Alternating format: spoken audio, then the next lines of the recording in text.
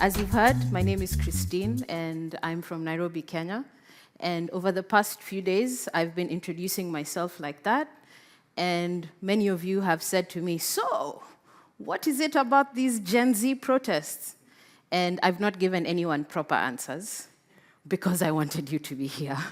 So sorry to everyone who I seemed so antisocial. But here we go. You've heard that I'm a writer and journalist. I tell stories and I think about society.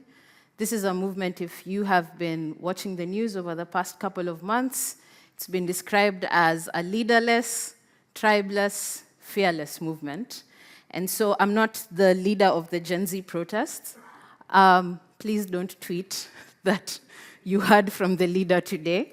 But I'm just here to give you a tour, a guided tour of what that protest was about.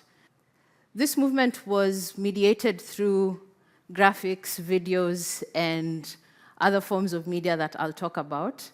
But just to get us started is to provide some context. There's a youth organization in Nairobi called Shujaaz Inc., and they do a lot of great, fantastic data on and research on young people in Kenya. And one of their recent reports actually showed that there's a big shift in the role that young people play in Kenyan households. According to this data, 100% of 15 to 24-year-olds report that they have to contribute financially to their families. This is up from 47% in 2016. That's a huge shift that young people are saying, at one point or another in my life, I've had to support myself or my family in one way or another, right? This dramatic increase just highlights how much economic insecurity has impacted this generation. In some ways, we could say that this is their defining characteristic, that their youth is not one of, it's not a carefree stage, but instead, it's one of early responsibility. This is across the board, across socioeconomic status. Many no longer look to their parents for support, but instead feel like they have to rely on themselves. So how did we get here?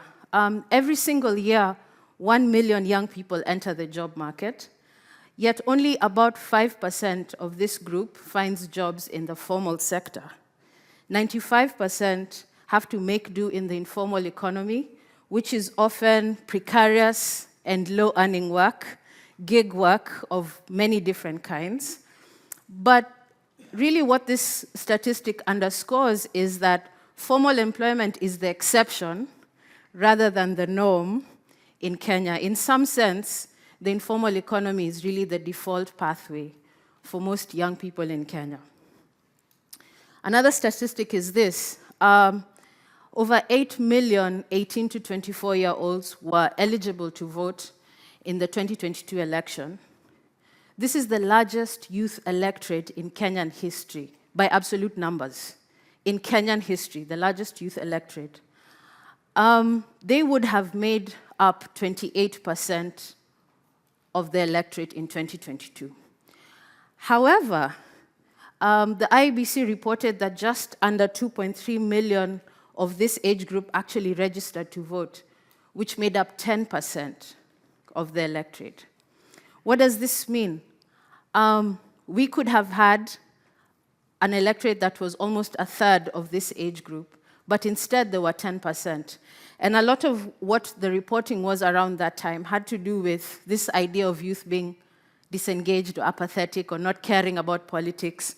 There's a lot of stereotyping around young people who are just doing makeup videos on TikTok. But really, when you look at the reason why they did not register to vote, 4 out of 5 of the top responses had to do with a loss of trust in the ability of the leaders on the ballot to deliver change. So it wasn't about them not caring, it's about them not believing that those individuals on the ballot could be trusted. That's a very different state to be in from simply being apathetic or not caring about politics. Well, what's clear is that young Kenyans' trust in formal politics has been eroded by the economic and political instability over the past few years, and we'll go more into this in our conversation with Nozipho. But the reality is that this generation's belief in the values of democracy and participation remains incredibly high. It's just that young people don't feel that those in authority prioritize them or listen to them. You can look at this statistic. They were asked, how well, in your opinion, are the youth voice, struggles, and hope reflected by current government policies and regulations? You can see how the not at all has shot up in just 4 years, right? And then you can see how the ones who say very well has pretty much collapsed from 1 in 5 to almost none, down to 1%, right? That really just captures how disengaged the authorities are from the people that they are leading, right? And it's really not the other way around. It's not that the young people are the ones disengaged. It's that those in power seem to be, right? And of course, there are many, many examples that I can give on this. So this context is really crucial in understanding the past 3 months in Kenya, a very exciting time to be alive, and very exciting. But just to give you kind of like an overview of those first 2 weeks where the protests were really about opposition to a proposed finance bill. So having a finance bill passing through parliament is kind of like a yearly affair in Kenyan parliamentary calendar. So it really was not expected to cause a lot of drama, right? Because there was a finance bill last year that, people protested things, whatever. But folks really expected that it would just go the way it always has, but that's not what happened, right? And I just want to give some context around that now. So this bill sought to introduce tax hikes on essential goods like bread, cooking oil, and even menstrual products, right? To a population who was already struggling with the cost of living. So I'll call day one, which was June 18th, where protests began in many centers around the country. It was a coordinated social media campaign that was driven mostly through, when you ask, how did you hear about the recent protests, you can see social media is 73%. Newspapers were just 8%. Sorry, Dele. You described yourself, sorry. You described himself as an old school newspaper man. But this is not featuring now. And when they were asked, which channel on social media did you hear this from? And you can see TikTok is the #1 channel. LinkedIn is not featuring anywhere. Sorry to the LinkedIn stars here. I know that there are many. But in all honesty, in that first week, the government did not take this seriously at all. At all. The political elite in Kenya is coming off at least a decade, if not more, of kind of a culture of open impunity, including roadside declarations, flagrantly disobeying court orders. It has kind of become like political culture, right? And in all honesty, the media has actually played into this by adopting a framing that kind of positions government impunity as inevitable, right? I've lost count of the number of headlines that I've read that start with the words, brace yourselves for X, brace yourselves for higher taxes, brace yourselves for more flooding, brace yourselves for this, or brace yourselves for that. This phrasing makes it seem like whatever the government is planning is actually inevitable. It's pretty much already done, and all you can do is just kind of grit your teeth and power through, right?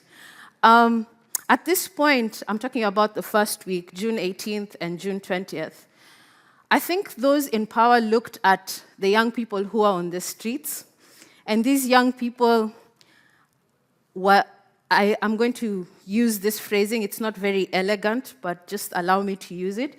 They kind of appeared middle class, right? So they were taking videos as they were protesting, right? That morning, there were a lot of like, get ready with me makeup videos, like get ready with me as I go to the streets kind of thing. It was so crazy because as they were running from the police and they kind of like got to an alleyway where they could catch their breath, they were on TikTok live, right? Oh my God, I'm on the streets. I've just been chased. Like this thing was fully actively mediated like on social media on the streets, right? Young people were using a walkie-talkie app called Zello to alert each other on where the police were on the streets. Like they would say, the cops are on Kimathi Street, you guys run to Kenyatta Avenue. So basically, real-time walkie-talkie communication.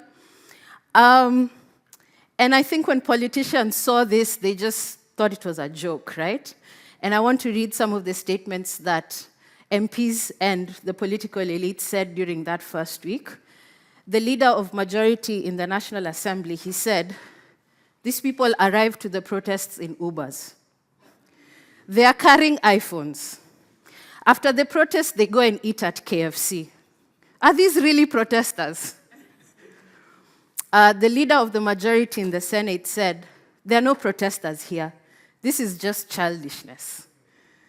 If I say it in Kiswahili, it will sound a lot harsher. Ini utoto. One economic advisor, I'm sure you all, there are serious people here, I'm sure you all know this person, in the office of the president. This is what he tweeted. Forgive my colorful language because this is what he actually tweeted. He said, politics is a contact sport.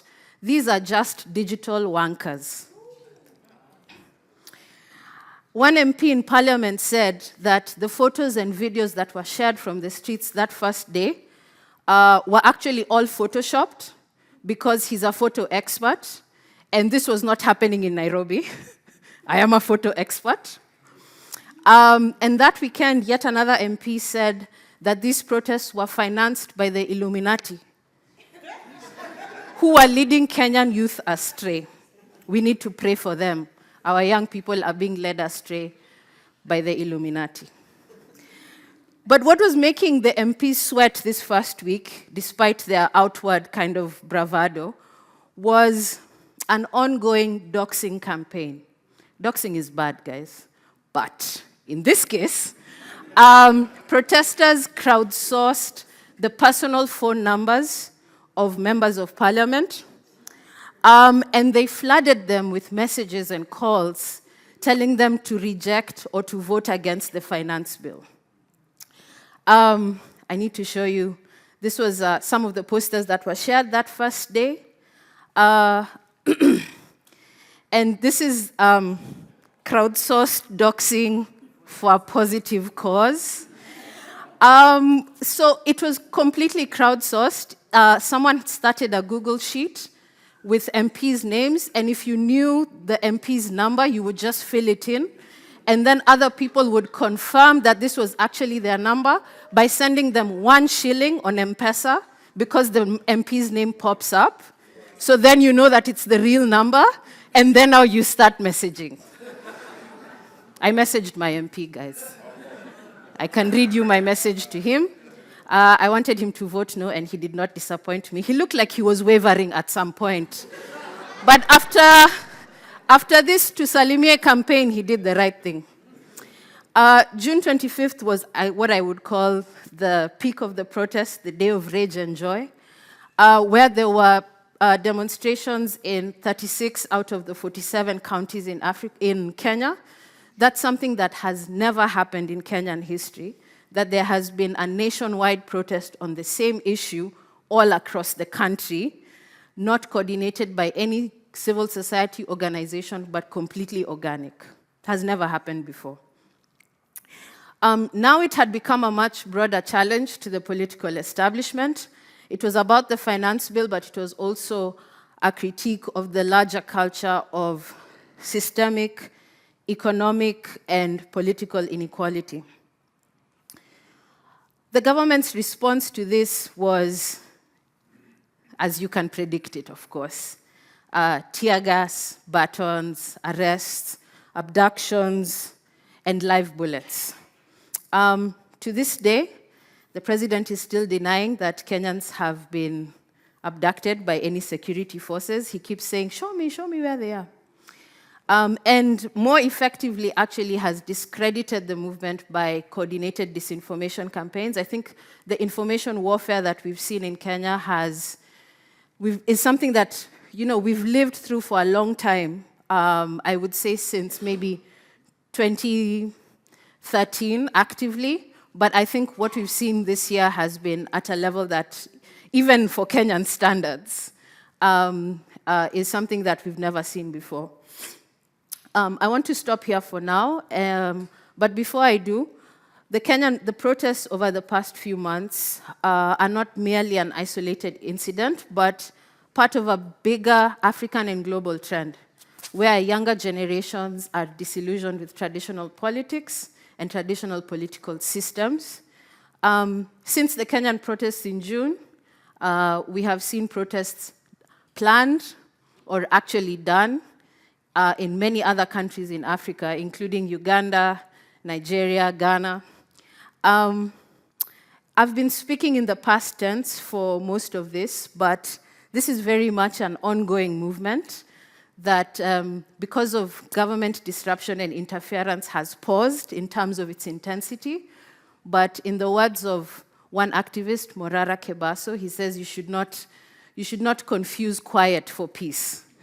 This is not peace. It's just that things are quiet right now. There's that ongoing tenacity and creativity on the side of young, ordinary Kenyans.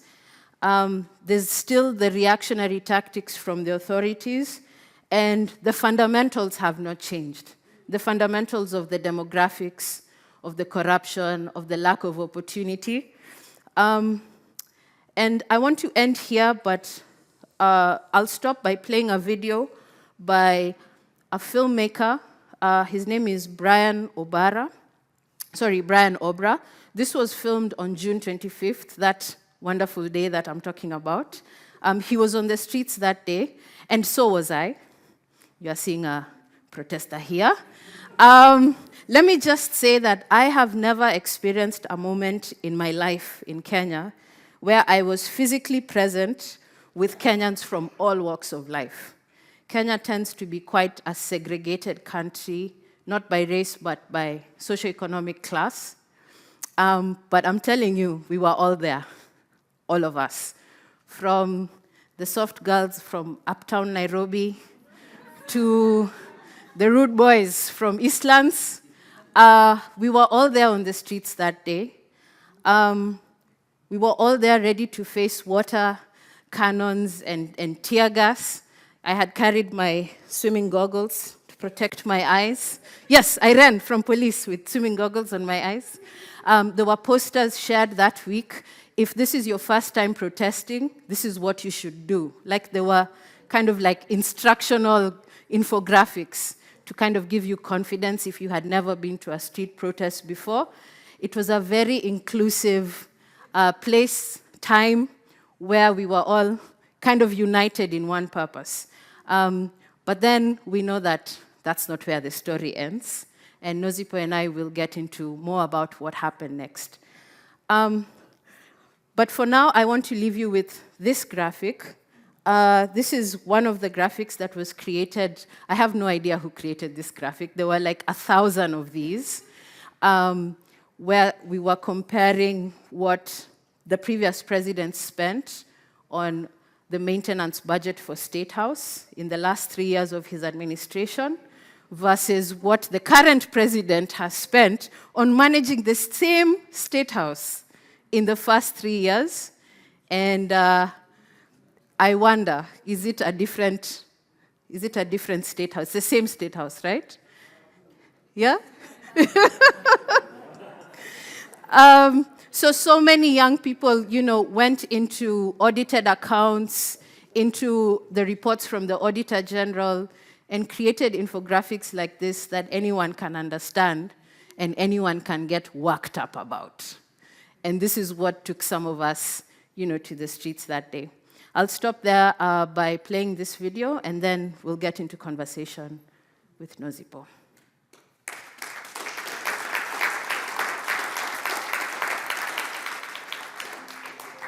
We would like to inform our viewers that we have received threats from authorities of intention to shut us down.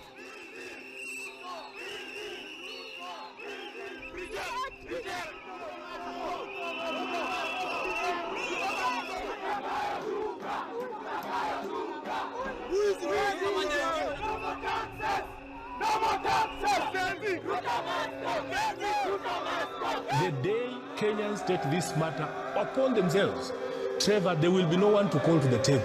Ruto must go! Ruto must go! Tukasirike sisi wote. Kenya ni yetu sisi wote, sio ya politicians na familia yao na marafiki zao na side chicks wenye wanalipa pesa ndio waishi maisha mzuri. Ni yetu sisi wote. Kenya is our country. Kenya is for us. Wameshika simu ya iPhone, wanajiita Gen Z, wanafika kwa maandamano na Uber. Kama ni ng'ombe tulipiga wazi wazi, na ikija tena Jumanne nitapiga tena yes. I am a photo expert, Mr. Speaker, and I can point out to you photos that were edited to look like they were in the streets of Nairobi, but they were not.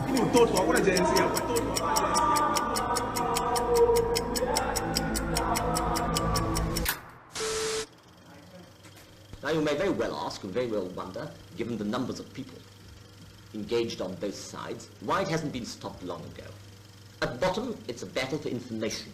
This violent movement takes several forms. The government has mobilized all resources at the nation's disposal to ensure that a situation of this nature will not recur again. At whatever cost.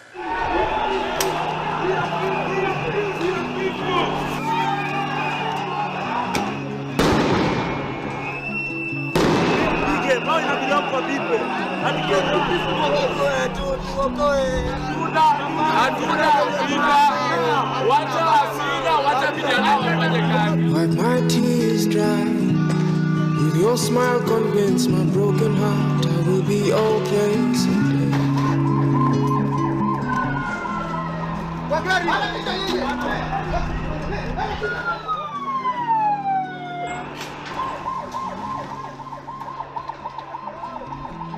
Take my wings and fly. Don't be scared to try and touch the sky. If you fall, I will be there. Anapiga watoto wetu risasi kama wanyama. Hiyo ni masaka ya Kenya. Hiyo ameanza masaka Kenya. Afadhali mtuue sisi wazee. Mmetuasia nani? Sasa huyo kijana amekufa hapo. Mama yake amewaswa na nani? Kama baba yake. Akituua ataongoza nani Shetani?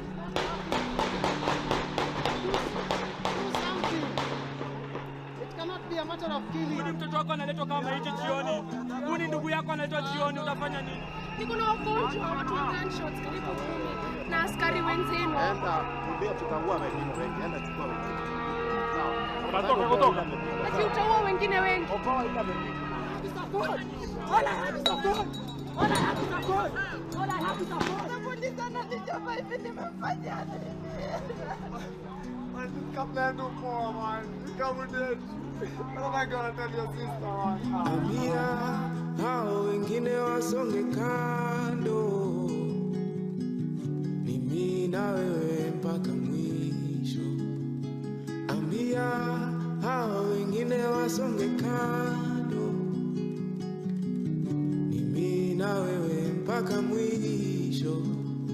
Ambia wengine wasonge kando,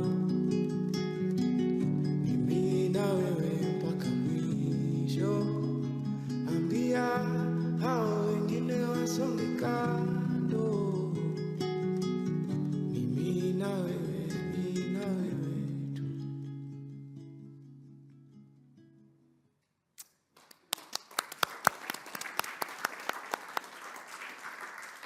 Christine, when we were preparing for this conversation, you used a very interesting word. you said that the 25th of June was a glorious day. And I know you to be a person who's very intentional with her words and the use of language. Why would you describe this as a glorious day? I think because over the past few years, like I said, the Kenyan government, just like Kenyan society, is actually very savvy in terms of the use of the digital space. Yeah. And one of the things that this current administration and the previous one has done pretty effectively is kind of to capture narratives. I know that we all think that disinformation is bad where we live, but I would say that in the Kenyan context, it really is like almost perfected, right? That you don't actually realize how much of what you are seeing or thinking is actually kind of pure disinformation narratives, right? Yeah. Which forecloses on, in some ways, on our imagination. You know, the damage that it does to what we think is possible is actually the biggest cost that we pay for, you know, for having a government that calls itself, you know, it wants Kenya to be the Silicon Savannah, but that's not always like a great thing for the Kenyan people, right? I call it a glorious day because it was a day of possibilities. You know, what I saw on that day, especially in the week before and maybe in that week, is something that I had never even imagined, right? I think imagination and possibility are really the product of narrative, right? What you're able to dream is really the product of what the stories that you consume, right? The stories and the narratives that are presented to you, in some ways kind of end up kind of circumscribing your mind and your dreams. Yeah. But that week kind of broke all that apart, right? And even now, after everything that has happened and all the reaction from the political class and the elite, they feel like they've disrupted the movement. But the one thing that they're not able to do is to put that genie back in the bottle. Sure. And I want to talk about the genie breaking out of the bottle. And I really want to believe that the technical team has got it wrong, that we've got 3 minutes left. So I'm going to ask us to please just double check the counter there. Thank you. When we watch the video and when we listen to you speak, what you describe, economic fundamentals that are a reflection of hardship. The first slide you showed us was about young people having to support their parents, young people locked out of the labor market. Christine, you could be describing any place on the continent. It could be South Africa. It might as well have been Uganda or Nigeria. What was that match that you think really lit the fire this time? Well, it's not easy to answer that question because that match is only, we can only kind of retrospectively name the match, right? Yeah. But in that moment, I don't know what the match was. I don't think anyone knew what the match was, right? I can only maybe offer some thoughts because, like you're saying, the situation is not unique, right? Yeah. Kenya itself has been here many times before on many other public interest issues that have galvanized the population and that people are angry about, right? And that's the same for any other country that you could name in Africa. And so I don't want this to make it, you know, that particular, because whatever analysis I offer right now is actually not very useful. It's just me trying to like tease out things that I think, right? I think one thing that I want to mention is that in that first week in particular, there were a lot of social media influencers, content creators, folks who you would never ever think that they would be like politically active or conscious, but they were the ones who were like on the streets, making sure that, you know, whatever they were doing was still part of the normal life that they live on TikTok, right? And And so much of young people's lives these days is mediated digitally.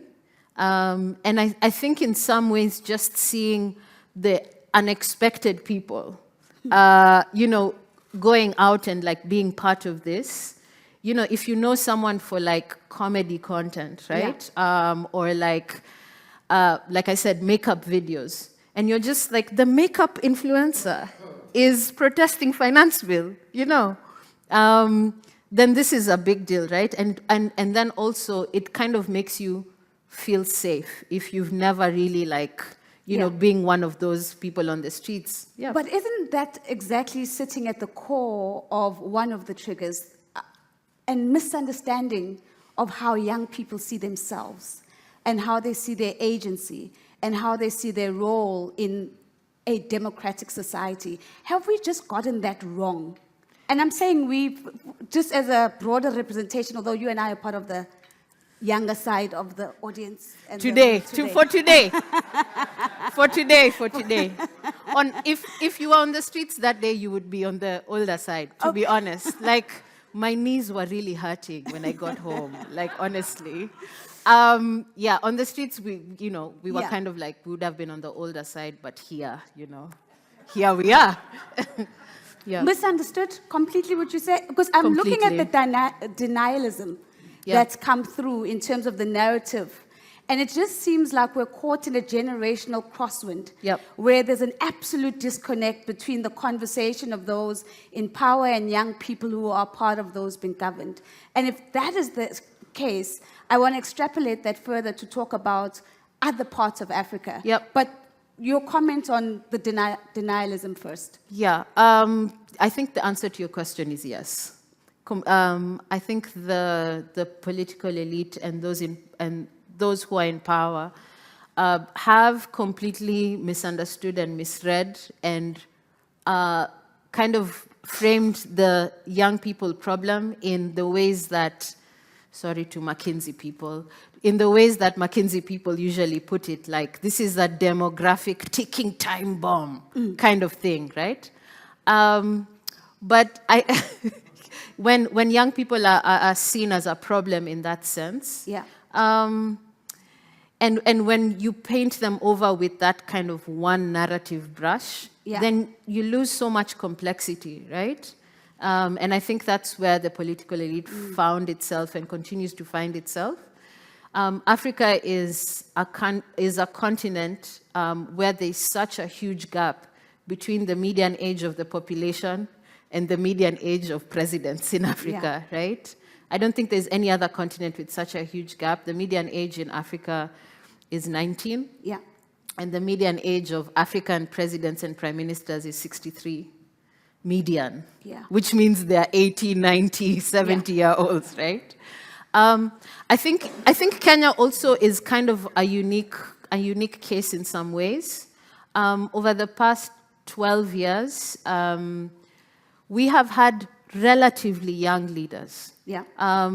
So our former president, Uhuru Kenyatta, and deputy president at the time, William Ruto, when they came into power, were just, I think, 47 and 51 years old. They were not old at all, right? At least relatively speaking, right? They came in calling themselves the dynamic duo of the Silicon Savannah. Their McKinsey friends gave them a lot of language. And so they were like kind of the new kids on the block kind of thing, and they really leaned into this thing of like, you know, former President Kibaki, by the time he was handing over to Uhuru, he was well into his 80s. And so they came in with like this very fresh, kind of like cool vibe, right? But that ultimately did not mean much, right? When really the fundamentals of of how they were governing did not materially change. So in some ways it was, I think the disappointment was even more like in the Kenyan context, because we had bigger hopes for these young leaders, so that by the time it dawned on us, like the pennies dropping that, yo, these guys don't care about us at all, I think the disappointment and the rage and the anger was that much more, only because the hope was that much bigger, right? So can we then extrapolate that this disillusionment that you talk about, whether the leaders are old or young old, the distrust of formal politics, is this more a reflection of a broader African spring, if I can use that language? Or is this a passing explosion? Is this something that, I mean, you mentioned that straight after that, we saw the planning and some protests in Kampala, in Nigeria. We could go back to Fees Must Fall in South Africa. Should we be seeing this in a broader sense of a broader pattern and a broader push against the establishment by young people? And if your answer is yes, what is the significance of that? Nozipho, I'm going to be one of those annoying guests who ask their own question and then answer their own question. But also annoying because I'm going to start with a story. Go for it. So back in 2011, I was in my first year of working as a reporter, as a journalist. That was the year when the Arab Spring was ignited at December 2010, was in Tunisia, and then by January 2011, Mubarak was out of office, right? And, folks asked the same question back then. We are seeing an Arab Spring. Does that mean that now there'll be an African Spring? Yeah. Like every time there's some kind of popular youth-led or, citizen-led movement anywhere in the continent, there's always this question of hey, is this now going to be an African Spring, right? Same thing happened 2015, Fees Must Fall, etc., etc. I think the answer to that question depends on where you stand. Yeah. I think for politicians, they always want the answer to be no. Is it going to be an African Spring? If you say no, they're going to be like, yes, then everything is great.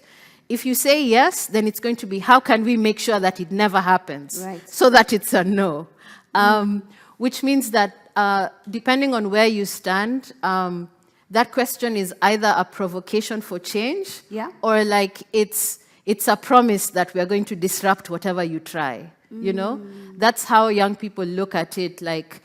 This is what loss of trust means, that even a question like that can actually be a bad faith question, depending on if the politician wants the answer to be no, then they're going to do everything in their power to disrupt whatever you come up with, right? But Nozipho, the reality is that the fundamentals are not changing much. Right. But the pressure is increasing, right? Like I said, this was the largest youth electorate in Kenyan history, but they ended up making only 10% of the electorate when they could have made up 28% of the electorate, right? If you look at the Kenyan demographic chart, the group of young people who are turning 15 this year are going to be the largest age cohort in Kenyan history. Sure.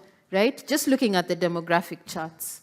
So Kenyan, the Kenyan demographic structure is changing. Kenya is not getting younger as such because birth rates are kind of slowing down, but the Kenyans who are already alive are many, right?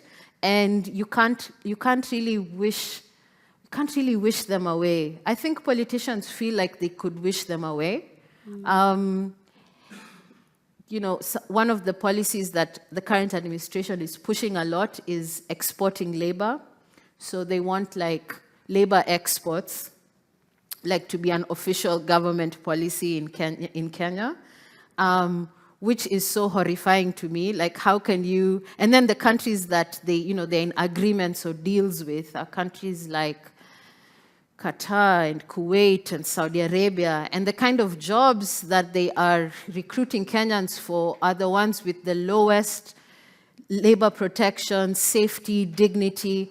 And I'm just wondering, how can you make modern day slave trade your official government policy and as a solution to people that you really want to disappear, The deputy president actually said at some point last year, he said, to the people, the young people who are working as housemaids and construction workers and drivers in the Middle East, he said, hey, you guys, don't come back to Kenya.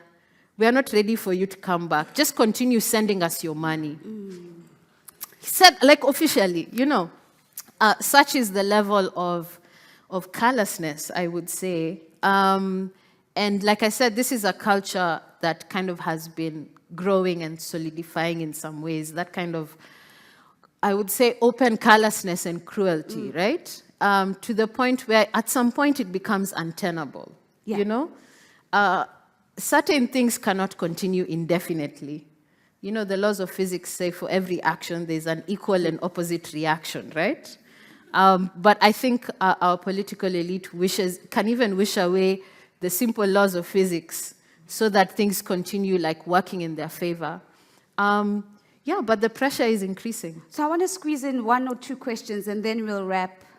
Certain things cannot continue as they are. Yeah. You talk about almost a wish for almost an entire disappearance. Yeah. And this is at the same time when young people are just wanting to be seen and heard. Yeah. And so that gaping disconnect is just absolutely staggering to me when I listen to how you frame it. One or two questions. I'm also happy to take a comment. As you're taking questions, there's one moment in Kenyan life Yes. when young people are very important, and that's during elections because they are voters. Everyone is important as a voter, right?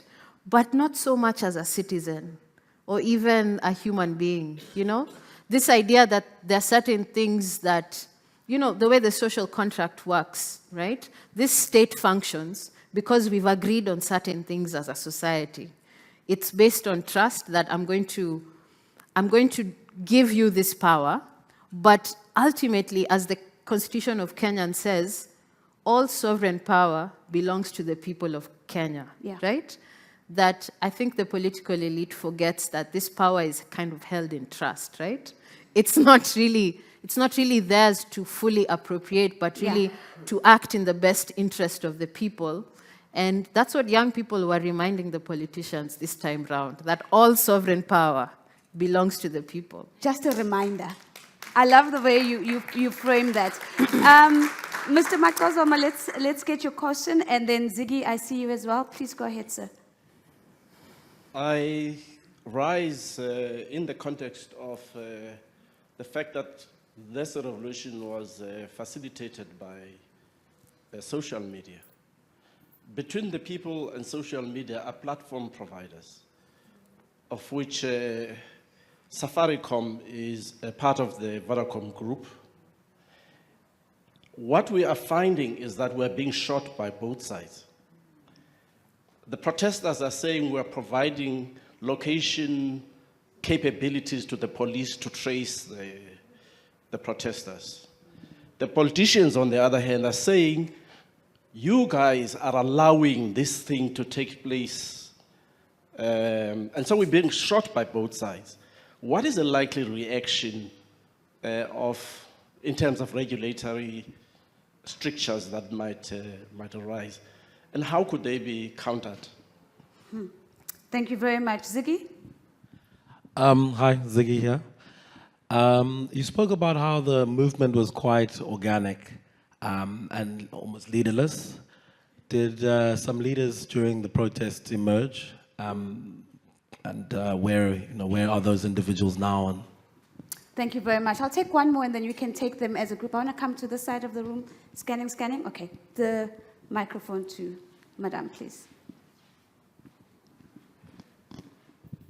Hi, I'm Dombentle. Firstly, I want to say Gen Zs are awesome. Like, you guys are the future, and we see it in so many contexts. I liked when you put up the stats around the social media platforms and the newspapers, and I think people do not take TikTok seriously enough. People think it's a platform where people go to dance. But as we even saw with the ICJ, when the South Africa went, a lot of the evidence was coming from TikTok. As you mentioned, it's everyone on TikTok from different places who are now providing us with the news that our journalists are not, because there's a lot of mistrust as well. So I want to know, what do you think, as someone who started as a reporter, what's the future of journalism in relation to political accountability, because it is people who are taking it into their own hands on TikTok. Yeah. Thanks, Ntombenhle. So as you can see, the big red time's up is up, but I'd love to give you an opportunity to respond to those three questions, from the regulatory question and possibility from Saki to say, what is the opportunity for regulators? Ziggy is saying, did leaders emerge from those that were there, not only on the 25th, but from the week before? And Ntombenhle says, what is the future of journalism in the context of TikTok? So for the first question, I'm not a policy person, and I don't have good insight or advice on that. What I will say to that is what the filmmaker said. If you saw how the film ended and what it was actually titled. It was titled, "We Will Not Forget." And almost the last frame said, "We will not forget what side of history everyone stood on." And so however corporates choose to navigate this moment, the young people are saying that they're going to remember. Yeah. So when it comes to leaders, I would say that there is no, because it was such an organic and decentralized movement, there was no organic leadership. And even the leaders who have emerged are leaders simply because of what they are doing, and not because they have been appointed formally in any kind of organized sense, right? So if you go for a media interview and say some things about the movement, or come to an event like this and also say some things, or organize a fundraiser to pay the bills of those in hospital, the instinct of politicians is to pick out those people and say, hey, because you are standing out in some way, or you're connecting or organizing in some ways, you must be a leader, right? There's a way that they have to filter it through that. But all those people are saying, I'm just doing my part, right? Maybe my gift is just to write a story, or to be on a panel, or to call some people, That doesn't really make it that I'm the leader of the movement, because young people are very wary of those kind of framings, because we've seen it over and over and over again, that those people who are kind of in those positions, all you need to do to dismantle the movement is simply to co-opt them, which is not difficult in a country where there's such lack of opportunity like in Kenya. It's not that hard to co-opt people who even have good intentions, right? TikTok. So that's the answer to your question about TikTok and journalism. And these are questions that we've been asking for a long time. I would say that the future is where the people are, and the future is where the influence is.